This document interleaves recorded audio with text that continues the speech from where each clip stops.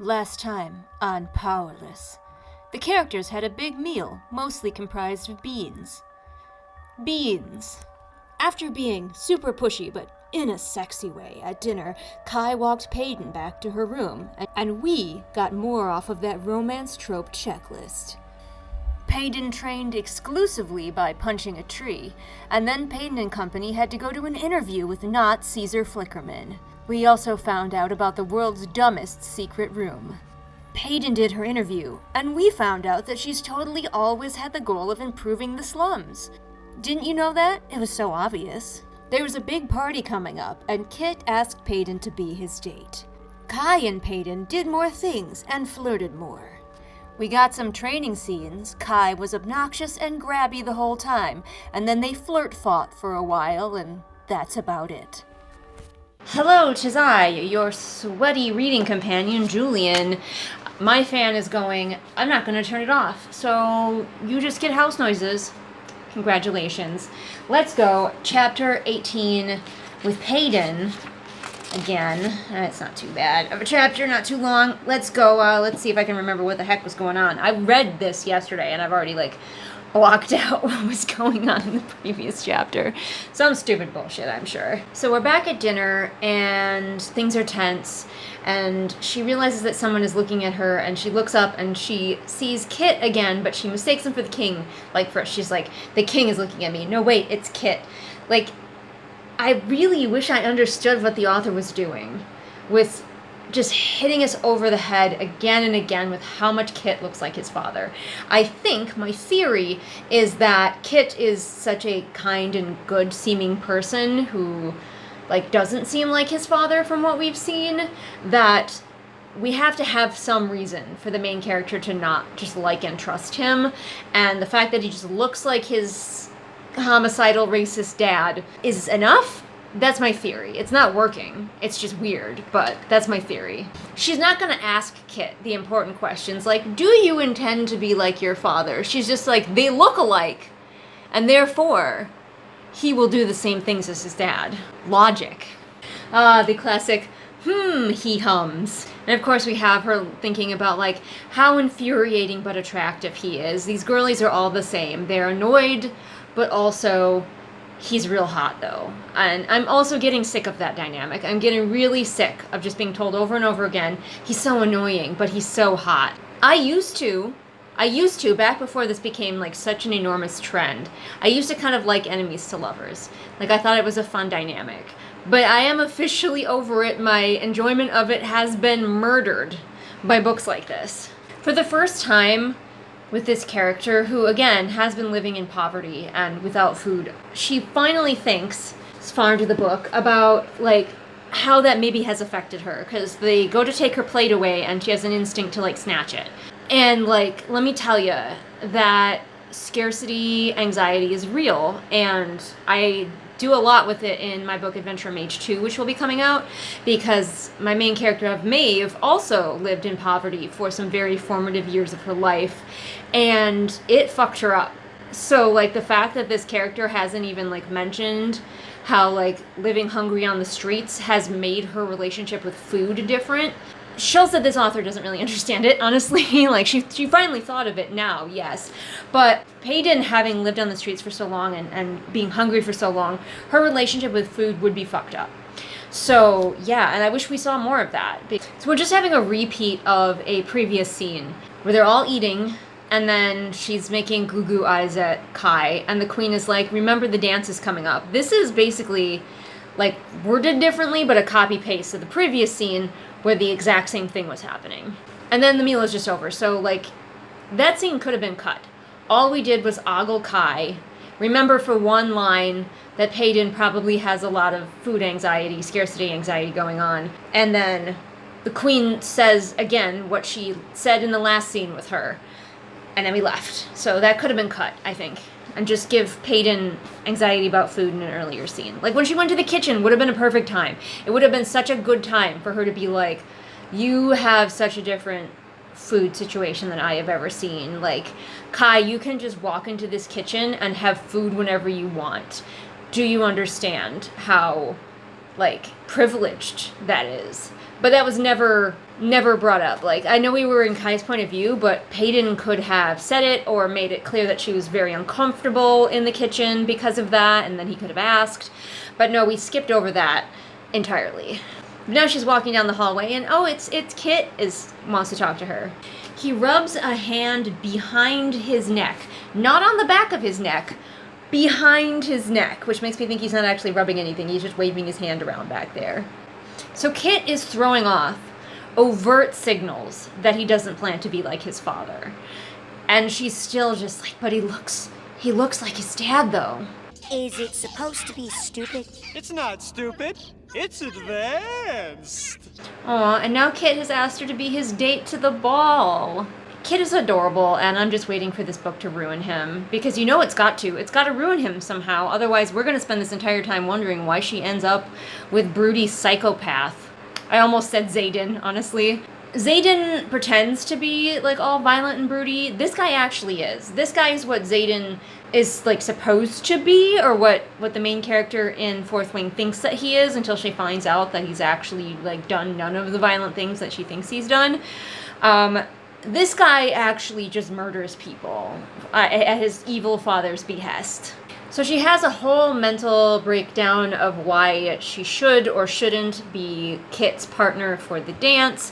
But in the end, she decides yes, not because she likes him or anything. She doesn't. But because she's like, she wants to be political. And she's like, if people see me with the future king, that's going to cement me in their minds as like somebody they want to root for. I don't know why my camera lost focus there just for a second, but most of you are probably listening to this anyway, so you didn't even notice. And then we have a time skip, and we're picking out dresses. More pretty dresses, everyone. So I know that it is the cliche for our lead character in this kind of story to not know, like, that much about pretty dresses. So she's like, help me, to her servant, like, help me pick out a pretty dress. But she was best friends when she was living in the slums with a girl whose, like, sole character trait was liking to sew, liking dresses, liking fashion. So actually, I think she might have, even inadvertently, picked up on some fashion things. Like, she might not know everything, she might still want help, but I don't think she'd be as clueless as she's being.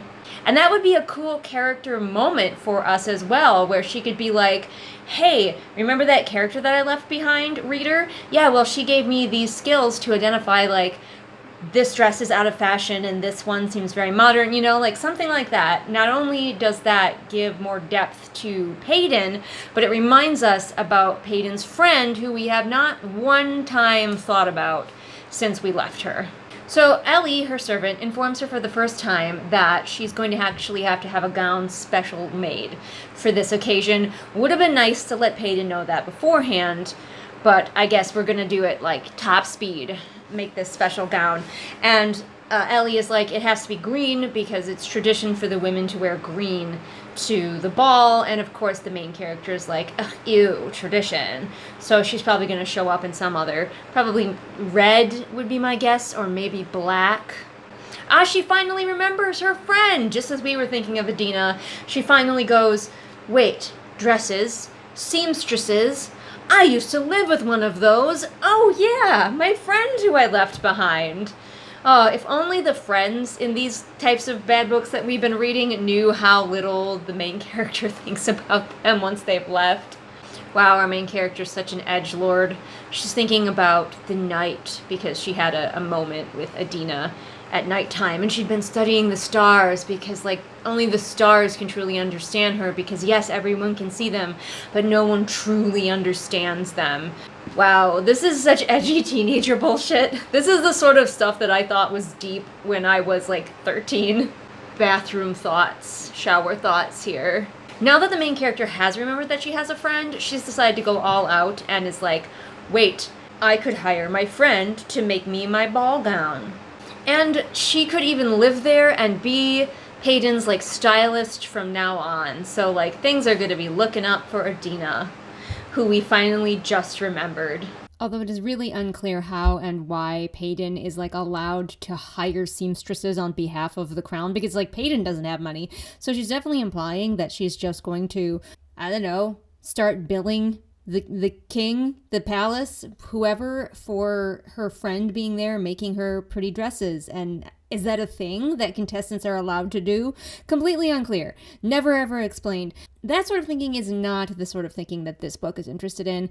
Look, her friend comes here and her friend gets to live here and make her pretty princess dresses. That's all you need to know. And that's the end of the chapter. She just falls asleep happily, thinking, hey, I'm gonna have my friend back. And then I'll probably just go ahead and read the next chapter. We'll see what happens there. Hello, now there are more noises to hear. Not only can you certainly hear my fan going, but you can also maybe hear the thunder that might be happening. Because it is a rainstorm today, and thus is very, very hot and humid. We're back with Payden for chapter 19. She still got that dagger. They never took it from her. She had it under her pillow, but somebody knocks on her door in the middle of the night while she's sleeping, so she grabs her pillow dagger.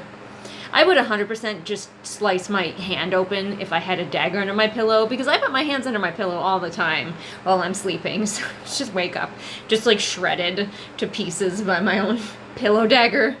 Of course, the person at the door is Kai.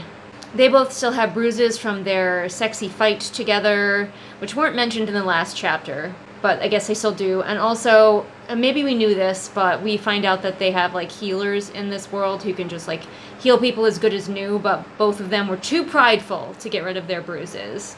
He's looking hot, blah, blah, blah. Every single time that one of the characters in these books sees the boy, we have to be reminded of how hot the boy looks. We cannot go a single chapter just on our own memory of how hot they looked. The main character has to thirst after them every single time. Also, it's the middle of the night and he seems to still be wearing the black pants and the button-down shirt. He doesn't believe in pajamas. He's just out here in his business casual attire. So he's decided to come at midnight to teach her how to dance. And I have a feeling I'm in for the cringiest scene ever, because they're gonna dance flirt now, and I absolutely hate it. And I'm sure everybody who's like into this kind of thing is like cheering and like, oh boy, I can't wait for the dance flirting scene where he teaches her to dance and they have to be really close to each other. Why can't Kit teach her how to dance? We don't know. It has to be Kai, and he has to show up at midnight. Also, we have to be reminded that he's a big, strong man, and she's a tiny little girl who had no chance of besting him, because she tries to shut the door, but he's so strong that he literally just shoves it open again, and it literally says that she has no chance against him. Like, she's so teeny tiny, and he's so big and strong. Oh, apparently he smells like pine. No idea why he would smell like pine, or how she knows what pine smells like, to be honest with you, but he smells like pine. Oh, they can't practice dancing in her room. He's got to take her somewhere else. When this author does describe space, she is not very good at it. That's definitely something that I would encourage her to practice describing in a more dynamic and visual way. If that's something that you struggle with, I really recommend that you seek out books that do a good job of really evoking spaces, whether it be beautiful spaces or ugly spaces. Like, find a book that really makes you see those places, or at least really informs you of them. I know a lot of people who don't like picture things in their head. They're like, I don't want the place described, it's useless to me. But it's not useless. Like, even if you can't picture it, there's information in what things a character has in their space that can help develop the character. So describing a place is not useless to people who can't picture it in their head. There's still valuable information. This floor happens to be one of the few I haven't yet explored. She hasn't been exploring. We have not seen her exploring, and I don't think she even mentioned exploring until now. But I guess apparently we're retconning it, that she's totally been exploring the palace this whole time. Definitely something that we should have seen our character doing. You know that I hate it when authors are like, oh yeah, by the way, the character has totally been doing this the whole time. I just didn't think it was important to tell you until now, and certainly not show you. Oh no, she's caught Bella Swanitis. She immediately starts to trip so that handsome McHandsomeface can heroically catch her in his manly arms. So he took her to his bedroom, because he's got a bigger bedroom. Like, not the one he's using as a competitor, his real bedroom, which is, of course, up in this disused part of the castle because everything was really dusty while they were wandering through, dusty and empty, and she's like, I haven't even been up here. So of course Broody McBroodface definitely has like his like isolated room in a disused part of the castle, and it's huge and fancy, and why didn't he just take her to a ballroom? I don't know, but this gives her the opportunity to see that he has some poetry books, which means that he is a complex character now. He has suits of armor piled in the corner, which does tell me something about him, and that is that he is a careless asshole who doesn't even let the servants, like, come and take care of his valuable gear. She notices that he has clearly been taking a sword to his bedposts, which again, like, all of my alarm bells are going off, that this guy has violent rage issues, but she's ignoring all of the red flags. As I'm happy, clap along if you feel like happiness is the truth. Okay, Kai, whatever. These are his best moves, man. So he puts on a record because they have record players. That's, again, more interesting technology that they have. He puts on a record, and then to dance with her, he unbuttons like half of his shirt. Why is your shirt off? Why is his shirt off? I don't know. They banter in heavy quotations. We've all read it before. And she once again just tells us how sexy he is. She keeps being like, he's so sexy and so lethal in different ways over and over again. Also, he's like showing her the dance moves with his hands in his pockets. He has a real habit of sticking his hands into his pockets, which, like, yeah, as a character thing, I guess, okay, but I don't think that makes him look attractive at all. I think that makes him look like a little kid who doesn't know what to do with his hands. Jojo, it is too warm for kitties. Jojo is here, and she wants to sit on my lap, but it is way too warm for kitty snuggles. It's too hot. It is. So she's wearing a dress, she says, because she's got her knife sheathed in the folds of her dress. But we don't know what kind. I was just assuming that she's been in a nightgown this entire time because he woke her up in the fucking middle of the night. But honestly, we're getting nothing. She could also have been in a pajama, like, modern pajama tops and bottoms, you know, but guess she's in a dress of some kind. By the way, everything that you think is happening is happening. Like, I don't need to describe this scene to you. You know exactly how this scene is going. I guarantee. I'm not even going to sit here and pretend that this author was ever going to have the dancing be anything interesting or cultural. It would be a great thing. Again, what kind of dances do people of your fantasy world do? But she's just learning to waltz. The scene just keeps going. Oh my god, it's so boring. I would like to know how many times the word maddening has been used in this chapter, because he's always maddeningly something. Blah, blah, blah. More predictable banter. Dancey dance. Sexy, sexy. She wants to leave, and he's like, no, you have to do one more dance. And she says, okay, answer me this question, or I will not dance with you again. And he makes the deal. She, by the way, didn't have a question. So he's like, cool, I'll dance with you again. What's your question? And she's like, I have no idea. And I'm like, wow. See, that's what bothers me. I'm going to go off on a tangent again here. A lot of people, when I complain that, like, spaces are not being described anymore, people aren't describing space, you know, I miss it. Like, I don't need Tolkien levels, but I miss it. And then people are inevitably like, well, I don't like descriptions in my book anyway. I don't picture things in my head, so I don't want descriptions. And I'm like, okay, fine. But then these same authors go and just describe the sexy man to death. And it's like, if you're gonna do that, then you can no longer convince me that you are, like, not describing things because nobody cares about them anymore. It's just because you're too lazy to describe the space that your characters are in. All you care about is how hot the guy is. I'll be honest, for me, and I'm sure other people will disagree with this, but for me, I would rather have the location described than the character. Like, I can be okay with authors who don't describe their characters very much, especially if I kind of know that that's their style, as long as the characters are otherwise well characterized, if that makes sense. If they are well done otherwise, I don't need to know what they look like. But I cannot have those characters just being in a white room. I need to know where they are, what is around them, what could they potentially grab if they should need it. Just, maybe that is just a me thing and no one else thinks of it that way. I might be alone here. One thing I'm not alone in, though, I feel pretty confident that a lot of other people would also be extremely bored by this cliche-ass scene. She finally comes up with a question after she ogles him for a while, and she's like, do you wish that you were going to be king of Ilia? He says no. She's like, that's it? That's your answer? And he's like, yep, that is my answer, which, you know, a little bit her fault because she did ask a yes or no question. And then we cut. They're just dancing. Scene over.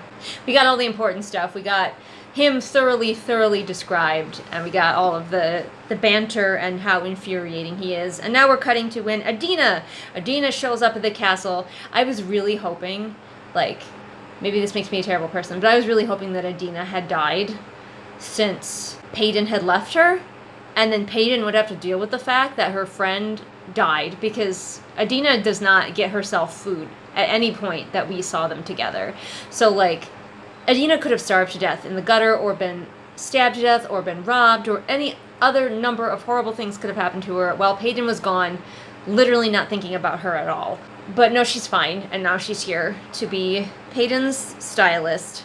And the best part is, Adena can totally just think that Peyton has been thinking of her this entire time, and was totally working this whole time to get Adena into the castle, instead of just randomly remembering that she knows a seamstress and being like, huh, I could bring my friend here. Again, I have no idea what fashion is like in this world, because apparently Peyton was encouraged to wear a dress when she went out to go pick up her friend. She's just riding out in a royal coach to pick up her friend.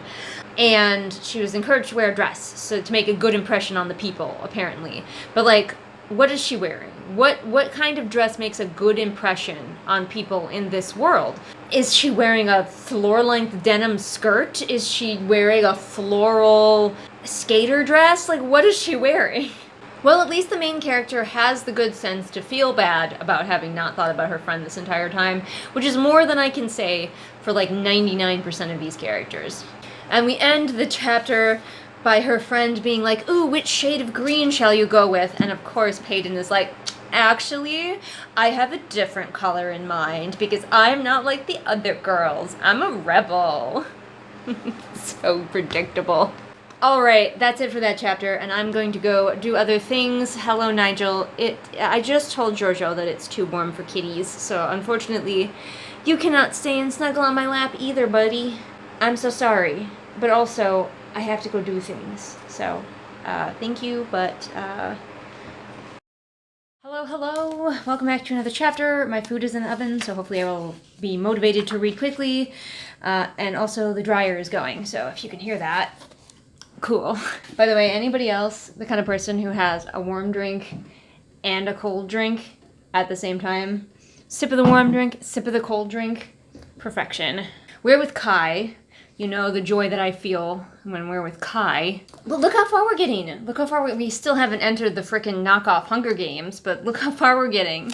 We keep hearing how the trials are different this year, but nobody asks how, and that is also not forthcoming. So I guess it's just a secret. Also, we keep hearing how Kai is the future enforcer, and I'm like, if he's the future enforcer, what has he been doing? Like, it feels like he's already the enforcer. He was already going out into town and weeding out people and killing them on behalf of his father. Like, what else is the enforcer supposed to do? What other jobs is he going to have once he becomes fully the enforcer? Unclear. So we have men just in suits. Just suits and ties. Black suits and ties. If you were hoping for anything even resembling fantasy garb of any kind, that last chance is flown out the window. Why are modern fashions the fashions in this world where they still get everywhere via horse? I don't know. This author really likes the word reside to mean that characters are like stopping somewhere, or objects. Whatever it is, if it's in a place, the author says that it resides there. For example, Kit and I have retired to reside by one of the many beautiful tables. You're residing there, eh? Gonna live there? Gonna make a little house? Well, I'm glad that the author has finally decided to describe a space. This is not the way to do it.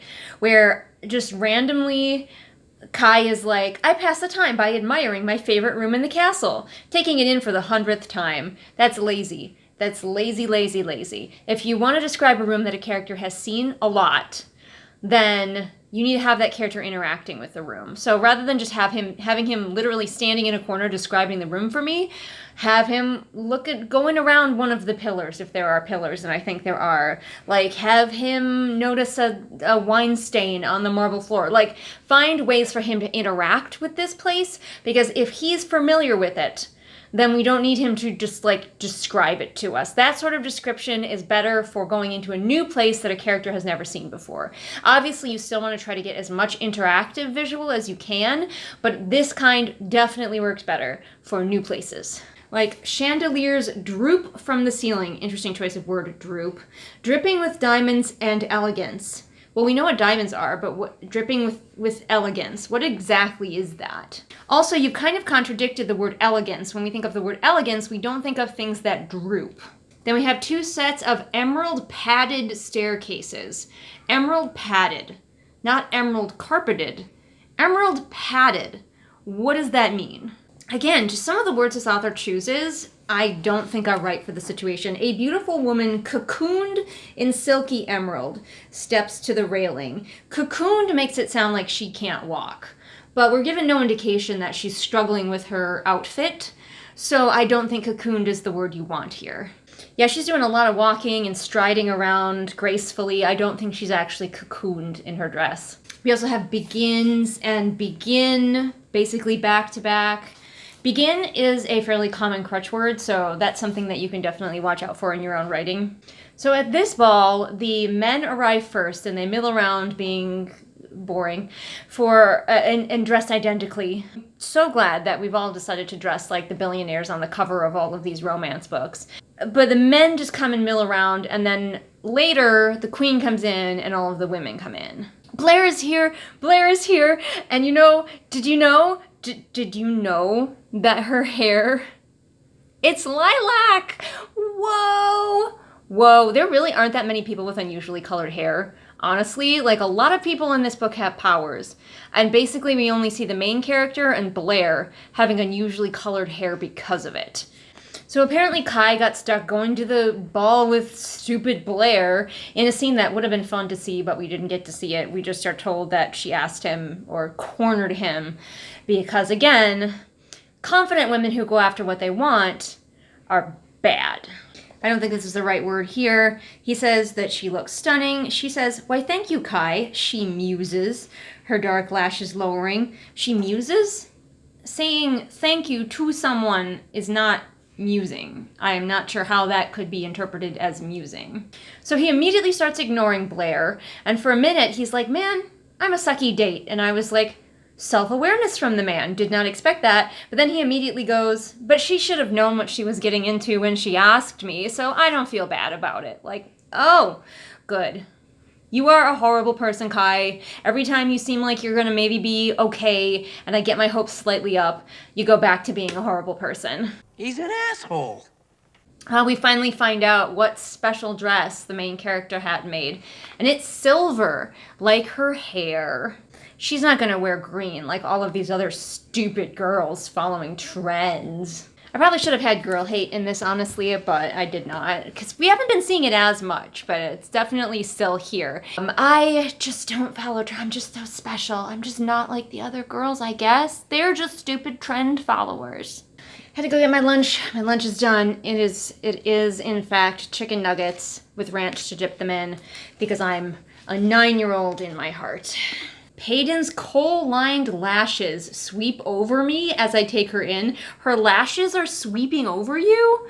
Like, I'm just imagining her walking up to him really close and, like, batting her eyelashes and, like, brushing his skin with them. What does that even mean? She has a slit in her dress all the way up her thigh, because that is what these girlies always have. And there's a dagger strapped to her thigh. I called it. I fucking called it. And of course, Payton is the only one who thought of not following the dress code. Now, the dress code is really more of a suggestion, and Kai points that out. But, like, I hate it when the main character is, like, the only one to think of something. He watches Payton across the table, seething that he's not with her. He's forgotten his date completely, of course, because she doesn't matter. It's not the main character. And like, he can tell that she's really uncomfortable with Kit. Like, she's really tense, she's really nervous. She has her father's ring that she wears on her thumb that she spins when she's nervous. And she's spinning it, and he's like, she's so tense with my brother. And I'm like, why is she so tense with Kit? She's fine palling around with the man that she knows for a fact kills people who don't have powers. She knows that for a fact. Probably would have been overjoyed to be on a date with him. But around Kit, she's nervous just because he looks like the current king. She doesn't even know what he plans for his policies to be. She just assumes that he's going to be just like his dad. Oh no, Blair has decided to talk, and as such, she has to be a catty bitch. I don't know why we keep having this in books. Can we stop where we have to have this moment where two women like get into a sass off against each other so that the main character can show that she's like also smarter than the other girls? Fucking, I hate it. I hate it so much. Can we stop writing characters like Blair who are just there to be punching bags? Like, it seems like she's a bully, but she's a punching bag. That's all she's there for the author to get their feelings out about times when they thought other girls were mean to them. The girls immediately devolve into threatening each other with knives, which, you know, should be sexy, but it's not. Also, the way this is written, it's unclear who is threatening whom. Before I can blink, the knife placed beside Payden's plate is now raised in front of her chest, its point aimed at her heart. Who grabbed the knife, aiming at whose chest? We have two characters with she, her pronouns in the scene. We need to be clear about who's doing what. Also, it says, our guests murmur around us. Who else is at this party? Who are these people? Are they nobility of some kind? Are they just, like, landed gentry? Are they friends of the king? Like, who gets invited to this ball? Then, Kai's date has the nerve to ask him to dance with her. What a bitch. Apparently, he's been training Payden to dance for multiple sessions, because he mentions nights spent with Payden in my arms. We only saw one. There didn't seem like there was indication that there were more until now. Yeah, then he just spends the entire dance being jealous that he's not dancing with Payden. The end of that chapter. Oh my goodness. I hate everything about this man. I'll see you for the next chapter. Hello. I finished my Chicky Nuggies. It will be hilarious if this chapter is a week after the previous chapter, and it will seem like it took me a week to eat my lunch, and also the dryer is still going a week later. So anyway, we're with Payden. I don't suspect that this scene is going to be any better from her point of view, but we're going to do it anyway.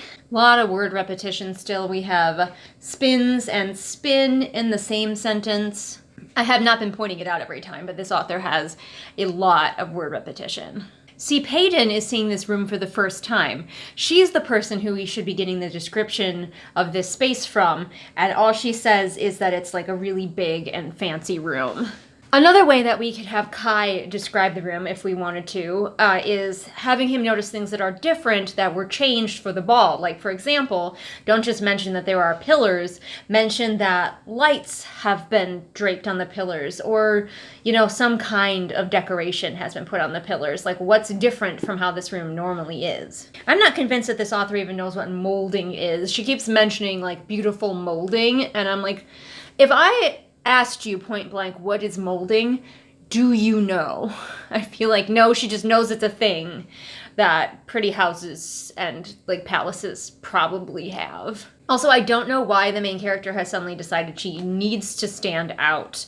Like, she cannot make up her mind. She's like, I have to survive, you know, and now she's like, I have to stand out. Like, what is her goal? I don't think the author even knows. Now, as a pantser, it is very common for me to have to go back in and fix some of this stuff in later drafts. Because a lot of times I don't even know what the character's arc is going to be until like halfway through the book. And then I have to go back and be like, oh, okay, this turned out to be their arc.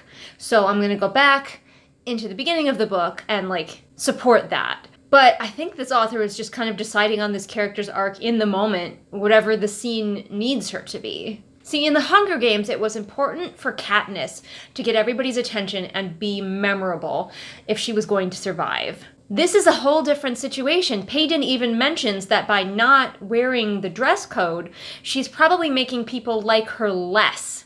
But she's got to stand out Like, why is it important for Payton to stand out in this scenario that you have created in your story? This is why you have to be careful about copying too many ideas, because if you try to take somebody else's ideas and put them into your story, they might and probably won't make sense.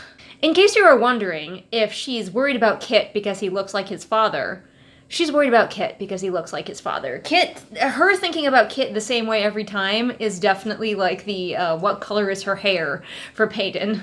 It also feels like the men to women ratio in this ballroom is skewed heavily towards men. She keeps mentioning like all the men watching her, and yes, there could be women with them, but it definitely seems like the ballroom was like chock full of men, and a few women came in to join them. So she gets a new dance partner because they don't have to dance only with their date. And she says that he has blue hair meticulously styled atop his head. Styled how?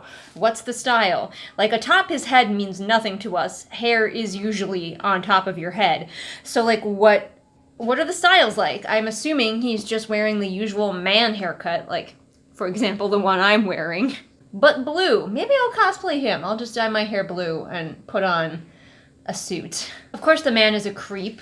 So are we gonna have him be like sexually creepy and the guy's gonna have to save her? Because I believe that is on the bingo board. Oh, he gets 2 lines. He gets 2 lines to be mildly creepy before he even has a chance to get his full creep on. Kai is there possessively. How does she know that it's inappropriate to cut in the middle of a dance? Because Kai is doing it and she thinks how inappropriate that is. But how would she know that? Did he tell her in one of their dance lessons? He says you looked like you needed saving. The man got 2 lines, and only one of them was really creepy. The other one was just telling her she looked pretty. And not in a, like, you can read it in a creepy way if you want to, but, like, it wasn't supported by the text. Now that she's dancing with Kai, though, everything feels right. The planets have come into alignment. Oh my goodness. They're flirt dancing. It's like flirt fighting, but legally distinct. Walmart brand flirt fighting, flirt dancing. It's the exact same kind of banter. Like, they don't do different banter for when they're dancing. Oh shit, I forgot this was a plot point entirely. This plot point was so forgotten about. She notices a servant in the crowd that she recognizes, and then she does a literal, like, the poison for Cusco's poison moment, where she's like, the boy from Loot, the boy with the leather, the boy I stole from, the boy with the note addressed to my house. Oh yeah, it's all coming together. I fucking forgot that plot point so long ago. I still don't even know what her relationship is with her old house. Clearly she doesn't live there anymore because her father died, but like, what is going on? A tidal wave of questions flood my mind. First and foremost, my question that is flooding my mind is, why is this a plot point, actually? But then Kai, like, sweeps her around in the dance and looks sexy, and she loses track of her quarry, of the plot point that, like, flitted in just to be like, hi, remember me? And I can be like, no, I don't. Oh, they're fucking back to bantering, and it is the same every time. Get some new material. They dance to a slow tune, their movements slowing. Oh, thank God, someone is screaming. How much of this chapter was just going to be dancing and banter?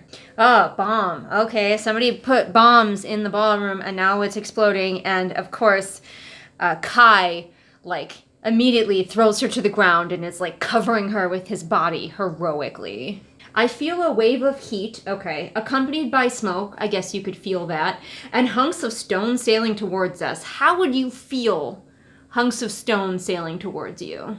Apparently the bombs were full of knives, because there's just knives flying everywhere now. What the fuck? I'm not even surprised that this is happening, because we've already established very well that this king's idea of security does not exist. So Kai picks her up and drags her over by a wall, and as he's doing this, he's also shouting orders to the guards. I don't know how he's, like, even finding guards. Like, the chaos is not super well described, so I guess there's just guards, and he's shouting orders to them. We don't know what the orders are.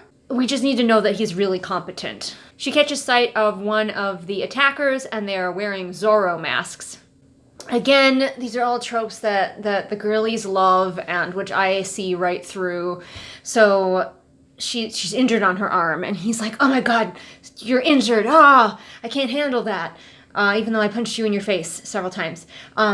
You need to get out of here. You need to get to one of the safe rooms. And of course, for whatever goddamn reason, I have no idea why, she's like, no, I am not leaving. And so he, like, puts her up against the wall and does that thing where they, like, put their arms on either side of the girl's head, which I'm sure all the girlies are screaming about, and he's being like all growly and protective, and I'm like, I hate it so much, thank you. He threatens to throw her over his shoulder and carry her to the safe room himself. What a charmer. I don't know what she plans to do here. Like, she knows she doesn't have any powers. She's a liability.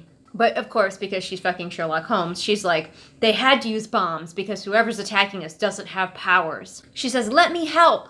No indication whatsoever of how she's gonna do that because the room is flooding with magical people who are dealing with the situation. I hate this. So he's like, go to the safe room. She's like, make me, because she's the brat archetype. And so he does, he throws her over his shoulder. She even says, I feel like a toddler holding a tantrum. And I'm like, that is because he's infantilizing you. Congratulations on picking that up. So she sees the guy again, the guy with the plot point that we literally just remembered. And she's like, the note, they must have been using my family's old house as a meeting place. I just don't understand why this is a plot point all of a sudden. It felt like we were going in a completely different direction and I had forgotten this even existed. What are we doing? Why are there always rebels? They find Kit, who also refuses to leave, and I just kind of want Kai to just throw his brother over his other shoulder and carry the two whiny babies, apparently, away from here. So he hands off Peyton to Kit because he makes this impassioned plea like, brother, we need you to be king. And it's like, yeah. And also, we keep getting bludgeoned over the head with how close the brothers are. Then, of course, Kai heroically runs back into the fray, and that's the end of the chapter. Okay, I mean, I guess I'm glad that it wasn't just all dancing and flirting. Just the first entire half of the chapter. And what the fuck? It feels like the author had no idea what to do and was just like, we need an action scene. Explosion. Perfect. Because remember how there are rebels that don't have powers. Hiding out somewhere.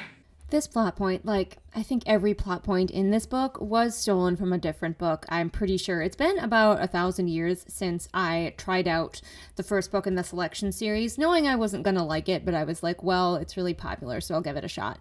And I didn't like it, and I've forgotten most everything about it, except for there's a lot of pretty princess dress up. And also, there was a ball scene where rebels attacked using bombs. So the author, even when she was like, oh, shoot, what should I do? I need an action scene, couldn't come up with her own action scene. She just stole it from a different book, because this book is put together out of scenes and plot points that were badly cribbed from other books. Oh my god. All right, that's enough for today. I'll see you for the next chapter. Bad news, the beginning of this chapter had another audio error, so you will be listening to, unfortunately, my camera's audio. I had a lot of trouble with audio with this read along, so bear with me. Hello. Do I look a bit scruffy today? Good. I've been doing a lot of work today, but we're finally sitting down, and we're gonna read some more of this book. We are with Peyton, chapter 22. Let's dive in. Oh yeah, there was an attack. The moment I stop reading this book, it leaves my brain. Like, and that doesn't happen with every one of these read-along books. Like, this book is so devoid of any kind of character or personality. Even a book like Light Lark, which is a mess. Like, it's a mess that, like, stays on my mind and I think about it when I'm not reading it. Not this book. The moment I set this down, the moment I close these pages, it is gone. I have forgotten characters' names. I've forgotten what happened in the last chapter. Like, my brain does not care. So I forgot that there was an attack, and Peyton is now in the safety room, which they have. Apparently they just have a safe room in this castle. Where is it? What's it made from? How do you get there? Unnecessary information. Why does the king have one when it is also so just astoundingly easy to, like, get into his castle, to place bombs? It would be astoundingly easy for her to assassinate the king, honestly. He lets her go to dinner every night with a dagger strapped to her body. She is within arm's reach of the king most of the time. I would have let the reader know who else is in the safe room sooner. We had a whole paragraph about Kit and how stressed out he is, and then we found out a little bit about, like, where she is. She's sitting on the floor with her back against the wall, all that stuff. But the entire time I was reading it, I'm like, are you two alone in here? I would have led, personally, with like, we're stuck in the safe room with the king and queen and a few other guests, is what seems to be in here with them. So there's apparently 2 healers in here as well, and they buzz about tending to the wounded and injured. The wounded and the injured, you say? 2 very distinct and different things. Oh, rude. Okay. Rude? Wow, fucking hell. A stout lady in a deep green gown finally waddles over to me. Immediately shade for her being heavier by saying that she waddles. So, okay, well, at least our main character is fat-phobic. Good to know. I don't know if that qualifies as fat equals evil, but it might. Because that is just atrocious. Why would you say that? Why would you say that? Roberts, what is her first name? Lauren. Her name is Lauren. It's not on this, and the dust cover's way over there. Why would you say that, Lauren? Why would you put that in your book? Here we have plague being used in place of another swear word, discussing what the plague just happened out there. So plague has just come in their vernacular to be used for any type of reference to God or any swear word, really. For some reason, she decides that she needs to get Kit under control because he's like pacing around all nervous like. And I don't know why she's like suddenly very invested in this, because he like shoos her away at first and she thinks, I need him to focus. Why do you need him to focus? Why? Is he in danger of doing something? Are you just getting sick of him pacing and you really need him to stop? Like, why? Why does her character do anything, really? She describes his eyes as green and crisp like dew clinging to freshly cut grass. First of all, don't you kind of live in a desert? I mean, you live right next to one, so you live in a city in the slums right next to a desert. I don't think you have a lot of experience with freshly cut grass. Do these people have lawns? How often do they cut grass? But also, the dew itself isn't green. It's the grass that's green, but she's saying his eyes are as green as the dew on freshly cut grass. I think you're just putting words in here. This author is also really struggling with this dialogue because it is not dialogue that is flirty. I feel like maybe flirty dialogue is some of the only kind she knows how to write. But the dialogue itself is clunky, and then the actions in between the dialogue, like her style has kind of just noticeably gotten worse in these couple of paragraphs where the main character is sitting down with Kit. And I think it's because she doesn't know what to have characters do if they aren't thirsting after each other. Like in the scenes where she's got, you know, the love interest, if she ever wants something for her characters to do in between chunks of dialogue, she can just have them gazing at each other hungrily, you know, and admiring each other's bodies. But she can't do that with Kit because the main character's not supposed to be attracted to him. So she's just like struggling real bad for what they're doing in between, and her writing is just clunkier as a result. This is the first time we've really seen her acknowledge that Kai is a bad person, because she realizes that Kit envies his brother. Kit wants to be out there being the hero or something. Instead of hiding in the safe room, he wants to be out there fighting or whatever, but he can't because he's a future king. But she says, to envy Kai is to envy a murderer. That's correct, but you have never cared, not one time, that that's what Kai is. Like, in all of your thoughts about how, oh, I shouldn't be with him, it's never because he's a murderer. You're just like, I shouldn't be with him because blank. Because that's what I'm supposed to feel at this point in the book. This entire time she's also thinking about how she's totally playing Kit, you know, play the part, pretend to be interested in him. All of these, our 2 main characters are just awful people. Because again, just because Kit looks like his father doesn't mean he's going to be like his father. And she's just decided for him what his personality is, and that she has to like play him. She can't be genuine with him. She has to be manipulating him. Both of these main characters are terrible. But through her amazing manipulation skills, i.e. the author deciding that the character has totally said something profound, she convinces Kit to tell her what the crap is going on with the explosions and the rebels and everything, even though it's really obvious if you think about it for a few minutes there, Payton. Hey, think McFly, think. First he like tells her some stuff that she totally already knows, but I suppose he doesn't know that she knows. But he tells her that there are rebels, and they're called the Resistance, because we do not believe in creative naming in this book. And they're ordinaries, quote unquote, who are rising up because they don't like their people being slaughtered. Wild, imagine that.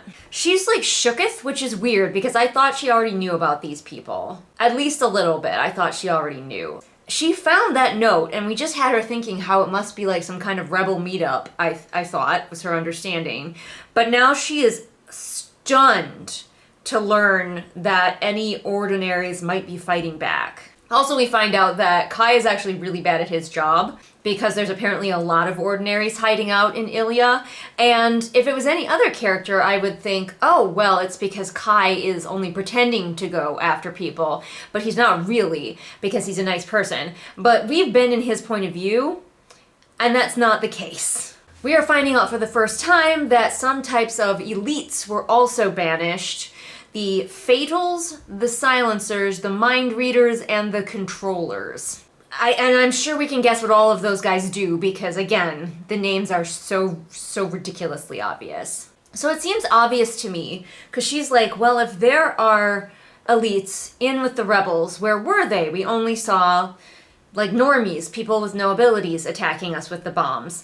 And immediately my brain goes to, oh, they're clearly in the dungeon freeing their friend. I don't know if that's going to be the case, but that immediately sprang to my mind as what they would be doing. Get used to disappointment. She finally decides to ask this guy, instead of just assuming that because he looks like his father, he's evil. She actually decides to ask him what he thinks. This far into the book. We're almost 200 pages in, and this is the first time, after so many interactions with Kit, that she has decided maybe I should find out if he thinks something different from his evil dad. Oh, she's so deep, so meaningful. She's asking the questions that nobody else has ever asked before. So he doesn't really answer her, like he gives sort of vague non-answers about what he actually believes so that she can keep being like stressed out about whether he's like his father or not. But then she asks if he wants to be king and he's like, no one's ever asked me that before. Wow, Payton, you're so wise. I feel like everyone praises the MC is going to have to be coming up pretty quick here. Before she can say any more deeply wise things, the big door to their safe room opens. Now that is a big door. The all clear has been sounded, the rebels are gone, but the king, like, he can't reveal that it was rebels or his kingdom will think that he's weak.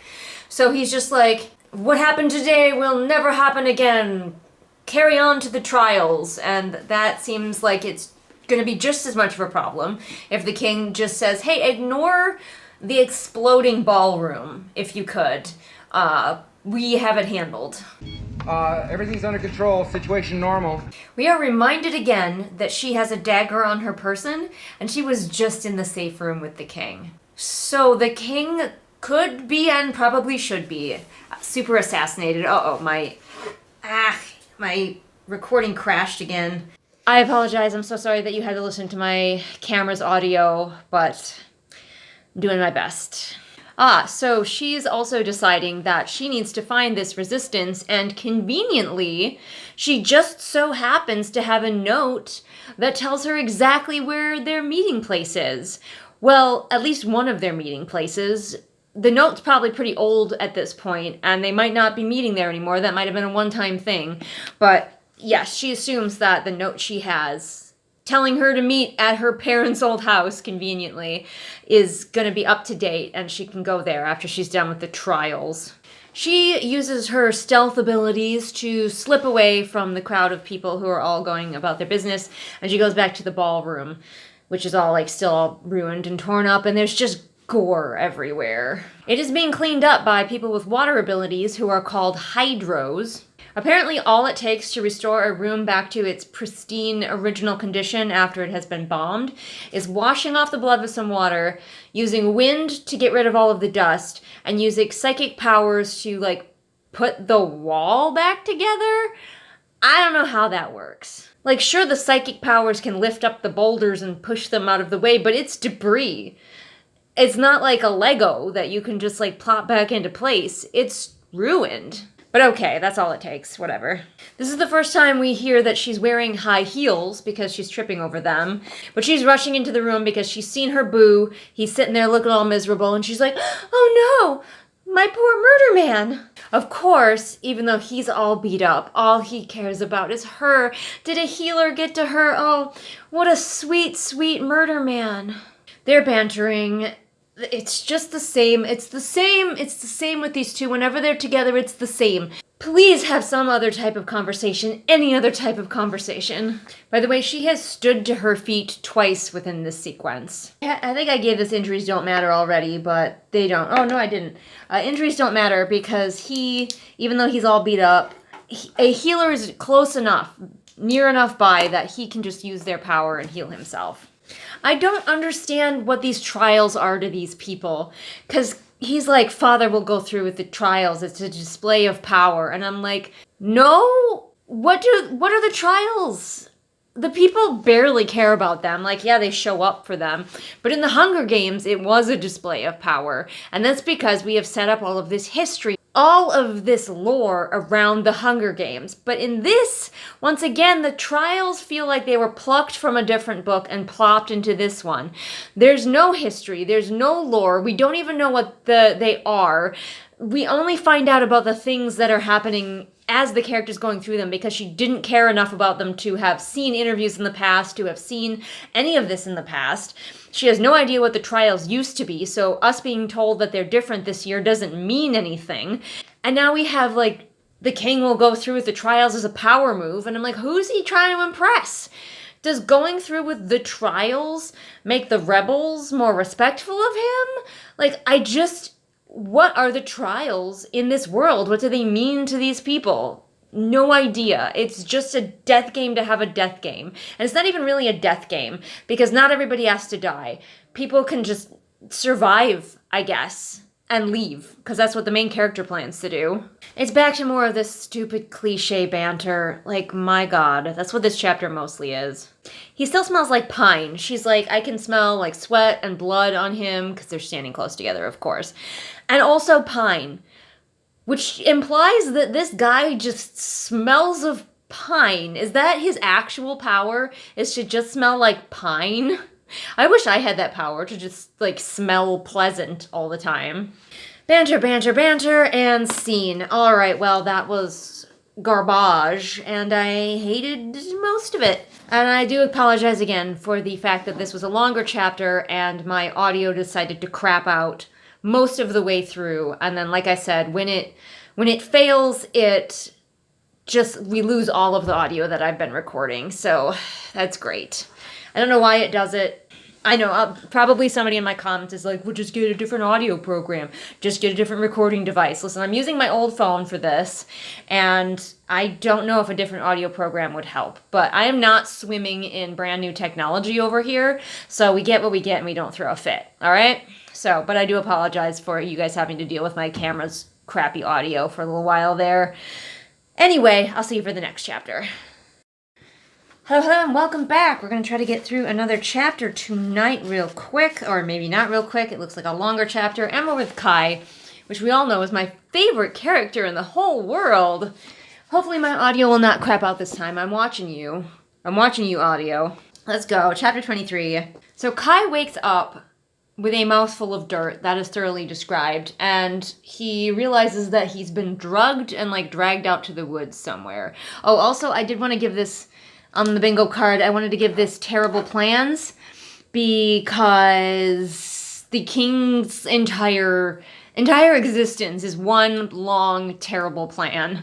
And I don't think any single character has had a good plan this entire time. So we're going with terrible plans. So all we need for a bingo down this line is side characters with no personality, which I think we will get, an awkward sex scene, which we might not get because I don't think this book is as spicy as some of the other books that I've read. Wherever he is, there are pine trees. I do not understand, like, this world and what sort of environment they are in. He realizes that he is in the one and only forest that this country has, apparently, called the Whispers. They've got one desert, one forest, one river, one of everything, only one. He notices that he has a rubber, like, band tied around his upper arm that is cutting off circulation, but he doesn't take it off right away. He just takes note of it, and then goes back to looking at his environment. My throat is hoarse and scratchy. I don't think your throat can be hoarse. I think your voice can be hoarse because your throat is scratchy, but I don't think your throat itself can be hoarse. He says that his throat is hoarse, however, from arguing and debating the best course of action with the resistance. Are we actually going to find out what the argument and debates were? Almost certainly not. We just have to know that at some point, hello train, can everybody say hi to the train with me? But yeah, we have to know at some point that somebody was talking about taking action, but the author's not actually going to sit down and figure out what that action would be. We just have to know that, don't worry, off page, plans were made. Again, this writing, deadly beasts lurk in its huge terrain. What is huge terrain? What does that mean to you? I need to know, Lauren. If I came up to you and was like, man, this terrain is huge, what would that mean to you? He's also said that he's been here a lot. Like, he comes here for, like, as part of his training. So he would know what's here, and he could give us specifics. But he's like, there are deadly beasts and even deadlier plants. Be specific, my guy. There's no reason for your character to be vague if they're familiar with a place. And specificity is your friend. Specificity builds your world. It's world building for free because you're not having to use more words or anything. You're just being more specific. He's very casual about the fact that he's like woken up in the woods though. He's like, I expected to go to bed and wake up in my own bed this morning. Not to be drugged and dragged out into this forest. Like, he's so blasé about it. What a crazy random happenstance. He's not alone though, because another person like stumbles out of the trees, and it is a sight, quote unquote. Oh no, never mind, they're like human recording devices. Oh my god, this is awful. This is so bad. But he's like, yeah, they run around the trials, like recording stuff with their magic brains. Is it supposed to be stupid? It's not stupid. It's advanced. Just, why is this fantasy? I suspect that this book didn't start out as fantasy. I suspect that it started out as like a contemporary or more like the Hunger Games, and that the publisher may have been like, listen, we can't sell that. We need this to be fantasy because all people want to read right now is romantasy, so it needs to be fantasy. And the author was like, cool, I will do the bare minimum to turn it into a fantasy book. Because these are just human television cameras. They have human television cameras out here recording the trials, because clearly this is part of the trials, and they're just all out in the woods now, or at least he is. They even call it footage. He says that the man blinks, kind of indicating that he's gotten all the footage he needs. Why would you call it footage when it's a human being, like, magically transmitting? By the way, Kai has decided that he's definitely in the trials right now, and that's just what's going on. He's decided that. Apparently Kai is wearing a thin shirt and thin pants. I don't know what either of those things mean. Are they see-through? Like, what's going on? But he finds a note in his pocket welcoming him to the trials. So he was correct. This is just the trials. I would be slightly more concerned if I was him after a rebel attack that maybe they sneaked into your room and drugged you in the night and brought you out here. But no, he was just like, this is clearly the trials. Oh, and it's in poetry form. The note is in poetry form, and it is so bad. So bad. The goal of this game is quite clear, and for the winner we will cheer. Become victorious by collecting the bands, the ones that rest high above your opponent's hands. Oh my good, I'm bad at poetry, I want that to be clear, but not this bad at poetry. This is impressively bad. So they have 6 nights, 6 moons, because that sounds cooler, to play this game. Oh my god, and now my camera's running out of memory card. I am just failing so hard today. All right, well, I definitely can't finish this chapter before my camera runs out. So at least I'll have this much audio recorded anyway. I'll be right back. A few moments later. Onward we strive. Bad poetry is what actually did it. It wasn't because my camera was running out of space. It was because bad poetry. So yes, he figures out that this bad poetry means that he's supposed to steal the armbands of everybody else. He also has an armband, the one that's cutting off circulation, and he hasn't decided to, like, at least loosen. No, he has 0 questions about it. But I guess you have to steal everybody else's armbands. So, yeah. So he's like, clearly this means we're going to have to fight because nobody will give up their armbands willingly. And I'm like, I don't know, man. If I was in this game, I'd just be like, here you go. I'm not gonna win, but who cares? He also points out that they're really tight. Like, his is so tight that, as we mentioned, it is literally cutting off circulation. And he's like, that means that I will have to cut them off of people, which I'll have to incapacitate people for. And again, dude, not necessarily. You're making a lot of assumptions just because, I don't know, you want to fight people. You're one of those guys who's just always looking to fight people. He thinks, oh my god, if I hadn't already crossed out terrible plans, I would do it here. But he thinks that this armband thing is a stroke of genius on his father's part. Father has outdone himself this year. You magnificent bastard, I read your book! We have no idea what the other years were like, obviously, but this is apparently so new, so shocking. So we do know that there are pines here. Pine trees aplenty here in the only forest that they have. But also he's walking through underbrush and vegetation. What kind? We are probably not going to find out because, like, pine trees are the most that we need, right? Building a world, it isn't important to figure out what other kinds of vegetation might be here. Sarcasm? You think? Is it thick? Is it thin? Is it dense? Are there ferns? Are there thorns? Are there, like, what is the underbrush like? Although I can tell you, where I live anyway, if there's a preponderance of pine trees, their needles tend to make it so not a lot of stuff actually grows. Where there's a pine tree grove, it's actually usually pretty clear.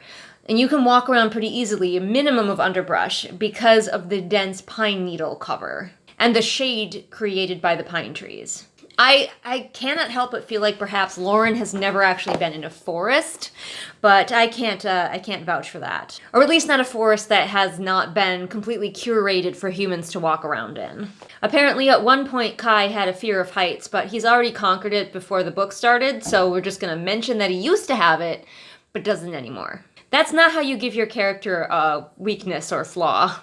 Mention that they used to have it, but they got over it before we even started reading the book. He's climbing a tree.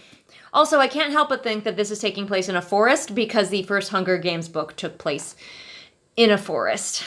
No, you don't peer through any leaves, dude. It says he peers through the leaves. There are no leaves. He is in a pine forest. We were very certain about that. It's been mentioned multiple times that it's pine trees. Pine trees have needles, not leaves. And before somebody pedantic comes in here and is like, well, but Julian, pine needles are leaves. They're just a specialized type of leaf that conifers have. Yes, you are correct, but we call them needles. The character would not call them leaves. He would call them needles if he's identified that they are pine trees. I don't know a single person who calls pine needles pine leaves. More mention of leaves. My dude, are these pine trees or not? Now I'm starting to think that maybe Lauren has never seen a tree. So he wakes up in the morning, like late morning, and by the time he finishes climbing the tree, it is late afternoon. He was in that tree for a really long time. He's the world's slowest tree climber. And we're just doing a rehash of Katniss in the beginning of the Hunger Games because he is also trying to find water. I know a lot of people have said that this is not very reminiscent to the Hunger Games, and they pointed out other books that it is more reminiscent of books which I have not read, like Red Queen, or it mentions the Throne of Glass series. I read the first book in that a very long time ago, so I don't remember anything about it. Zero things, except for I think the main character had silver hair, so we are doing that again. Great, love that. But, like, this is so reminiscent of the Hunger Games. So yes, it's probably also stealing from those books, but it is very much stealing from the Hunger Games. It definitely feels like this author read the Hunger Games and then was like, ooh, I can do that, but without all the boring parts. But it turned out the parts that this author thought were boring were actually the infrastructure that made the Hunger Games a good book. Things like why the games happen and how the games affect the culture, and also simple things like, you know, the beginning of the games. Apparently she thought that part was boring because she just dropped her characters into the woods without any of that, like, preamble of, like, ramping up and, like, standing on the pad and watching the games begin. Apparently that part was boring. She's like, nope, we just got to get him in the woods. He was drugged and he's out here now. But he spotted some water, so he's off. Oh, that would have been fun to see. I've encountered several venomous snakes and plants. The plants are venomous, apparently. I would love to have experienced any of those moments with you where you encountered something dangerous, but we're just skipping over that because that would require this author to be creative. But of course, he's thinking about Peyton primarily, and like how confusing his feelings for her totally are. He happens upon, randomly, because the book decided so, through no effort of his own, he happens upon a sword that is hanging from a tree. Apparently there's just going to be weapons scattered around the arena here in the forest, and he has found one. Because of course he has. Let me guess, Peyton finds a dagger when it's her turn. We time skip, and apparently he killed a rabbit with the sword. Sure, whatever, he can just do that. Oh no, never mind, he didn't kill it with a sword. He happened upon a throwing star. This author can just say anything at this point, because she's just like, yeah, he can find a machine gun in the next tree, for all we know. He finds the stream, running water skipping over the rocks that occupy it. That certainly is a sentence. We're also forgetting he's like very nervous and like on edge and keeping an eye out, but we're forgetting that he, except for Peyton, he can literally sense any of the other contestants because he will start to gain their powers as soon as they get close enough. This man has built-in radar, so he really should not be so nervous this entire time. Also, the author has decided that the part of the story where Katniss had to, like, sanitize the water was boring. So he figures out that this water was put here by hydros, quote unquote, and thus it is nice and clean, and he doesn't have to worry about boiling it or anything like that. Everything is being handed to this boy. So after he's done drinking the conveniently very clean water, he turns around and literally smacks his head into 2 canteens that are hanging from the tree. What is this? What is the bingo slot for? Everything is handed to the character. Oh, deadly game with no stakes. Yeah, I'm doing that right now. Deadly game with no stakes. What are the stakes of this game? I don't even understand why this game is happening. And now that he's settled in with his free water, his free weapons, his fire that he's just made, now that he's all ready and nice and comfy, someone comes to attack him. Everything is just delivered to this man. Kai thinks because it's my mission to win these trials. Why? Why do you want to win these trials, Kai? What does that do for you? Your dad's probably still going to make you the enforcer. Like, would it be slightly embarrassing if you didn't win? Yeah, but that's it. Those are the stakes. Those are the stakes. Kai will be embarrassed if he doesn't win. This author also really loves to compare fighting and dancing. That's her main description for fighting, is that it's like dancing, and dancing is like fighting. So they fight and they fight and they fight, and the other guy gets the better of Kai because conveniently, just now, he needed to be, like, beaten slightly for the drama, which normally I encourage in a fight, but we're just, like, told how amazing that Kai is all the time and how he, like, never loses, so the fact that he's losing now. But the guy holds Kai, like, into his own fire and, like, burns him. And I'm just waiting to see how these burns will get, like, immediately dealt with. But fortunately, Kai realizes that, oh yeah, I'm a badass, and he flips the other guy onto the fire, which I feel like would have put out the fire. Like, if a human just lands on it, yeah, he's going to be in the hot coals, and it's not going to be pleasant, but, like, it's a campfire. It's not a bonfire. So and he's a big guy. It's one of the brawnies, so he would have smothered it, probably. But no, he's on fire, and he's, like, rolling around trying to put himself out. And then Kai cuts the armband from the guy's arm and searches his pockets to see if he has anyone else's armbands, which is the smartest thing that Kai has done and will probably ever do for the rest of this book. Also, there were no instructions in that very bad poem about what to do once your armband is stolen. So he's just like, all right, I've got your armband now, get out of here. Like, who's to stop you from turning around and trying to get them back? Or like hanging around, like this guy could like pretend to go and then maybe sneak back and try to steal the armbands while Kai is asleep or something, you know, like what's to stop you? What are the rules? Play the clip. What are the rules? What are the rules? Well, apparently he was shirtless at this point. Kai was. And he had been carrying his shirt in his pocket. In his pocket. Now, maybe it's just guy pockets. Like, men, can you put your whole shirt into your pocket? Please tell me. Or people who wear men's pants, please tell me. So now he's like, okay, but now I have this burn, and it could get infected, so I need some quote-unquote herbs. Will the author, place your bets, actually have him finding anything real, like actual herbs that could help a burn? Or is she just going to be super vague about it again and be like, he found some herbs and he turned it into a poultice. What are the herbs? I don't know and I don't care. I'm not even going to look on Google. That's all I'm going to read for today. I have some cats to go feed and some other chores to do. Thank you for sticking with me through all of this drama.